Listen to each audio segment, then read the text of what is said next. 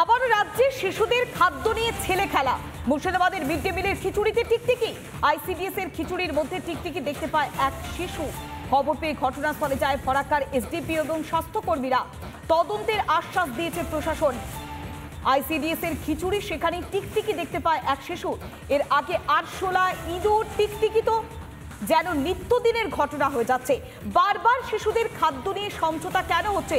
বারবার স্বাস্থ্য নিয়ে কেন সমঝোতা হচ্ছে? এই প্রশ্নটাই বারবার তুলছেন অভিভাবকরা। তারা রীতিমতো বিক্ষোভ প্রদর্শন করেন। কি তারা অভিযোগ করছেন শুনুন। দিলেও আমাকে বলছে এটা মামি কি, আমি বললাম কি এটা টিকটিকি, তো বলছে নিয়ে যাবো। আমি বলছি নিয়ে যান আর কায় দেখাইতে। তখন আমাকে বলছে কি তুমি চলো সাথে।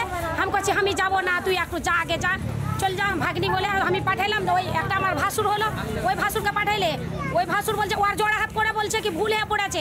ভুল হয়ে ওই যে মালা দিদি বলছে কি ভুল হয়ে পড়েছে।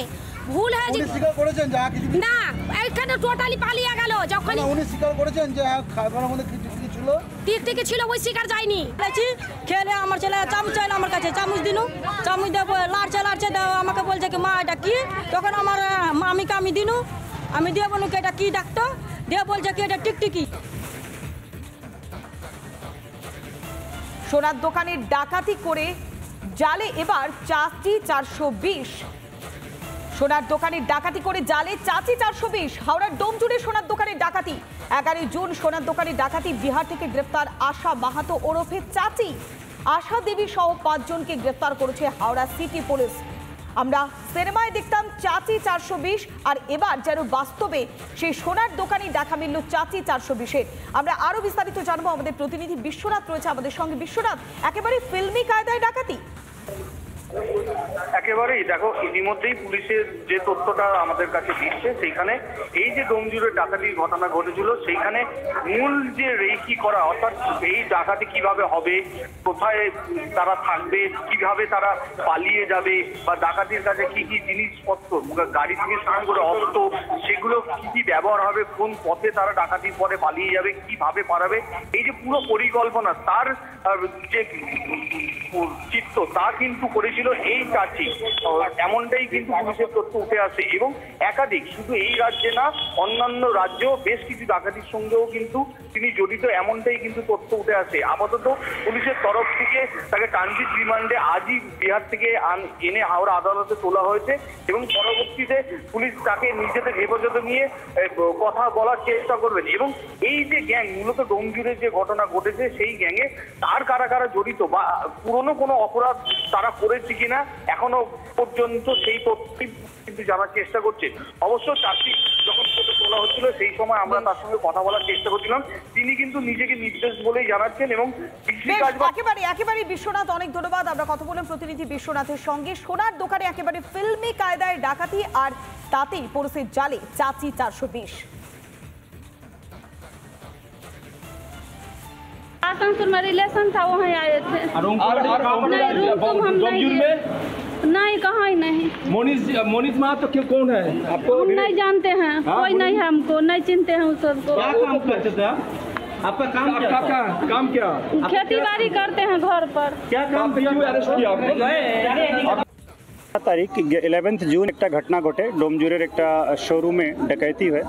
তার মধ্যে আমরা সিসিটিভি ফুটেজে দেখলাম কি 4 জন আর্মস সহ ওখানে শোরুমের ভিতরে ঢুকে ওখান থেকে 1 থেকে 1.5 কেজি মতো সোনা, ওখান থেকে সোনার যে অর্নামেন্টস ছিল ওটা নিয়ে পালিয়ে যায়। তারপরেই একটা স্পেশাল টিম আমরা এখানে ফর্ম করি, যা লাস্ট 30 ডেজ মানে 1 মাস ধরে বিহারে তারা ক্যাম্প করছে। ইনভেস্টিগেশনে যেটা পাওয়া গেল কি এরা আগে সুবোধের সঙ্গে কাজ করতো, বাট অ্যাট প্রেজেন্ট এরা নিজের একটা গ্রুপ ফর্ম করেছে। তার মধ্যে আশা দেবী হচ্ছেন পুরো লজিস্টিক্স সাপোর্ট করা। এখান থেকে পালিয়ে যাওয়ার পরে আশা দেবী এদের থাকার ব্যবস্থা বিভিন্ন জায়গা করে দিয়েছেন। যখনই কোনো জায়গা পুলিশের রেড হচ্ছে, সঙ্গে সঙ্গে ঠিকানা চেঞ্জ করে অন্য জায়গায় ব্যবস্থা করে দেওয়া। জুয়েলারি ডিসপোজাল কীভাবে হবে, ওখানকার লোকাল জুয়েলার্সদের সঙ্গে টাই আপ করে জুয়েলারি ডিসপোজালে হেল্প করা। গাড়ির কথা আমি আগেই বললাম। তো আজকে আমরা 2 জনকে ট্রানজিট রিমান্ডে নিয়ে এসেছি।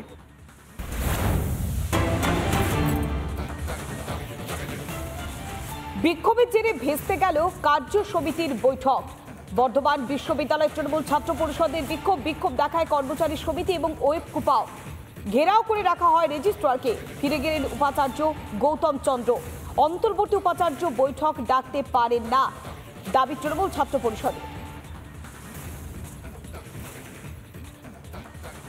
রাজ্য সরকারের অনুমোদন না নিয়ে, যেখানে রাজ্য সরকার গত দুদিন আগে সরকারি নোটিফিকেশনে পরিষ্কার জানিয়ে দিয়েছেন যে এখানে ইসির কোনো মিটিংয়ে তারা কোনো রকম কোনো আলোচনা করেনি এবং তাছাড়া ভিসি নিজের ইচ্ছাকৃতভাবে তিনি এই সিদ্ধান্ত নিয়ে তিনি ইসি করতে চাইছিলেন।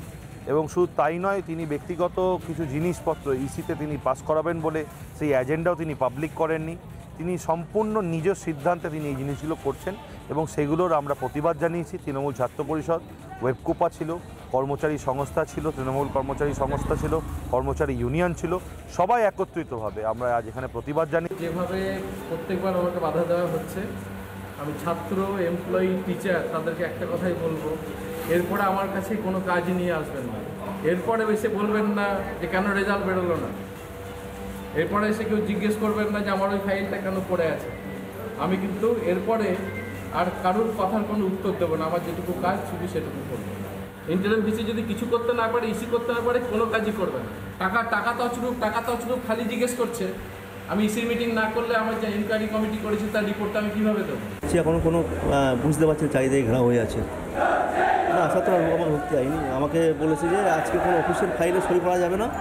আমি একবার আরম্ভ করেছিলাম কিন্তু সই করা যাবে না বলছি।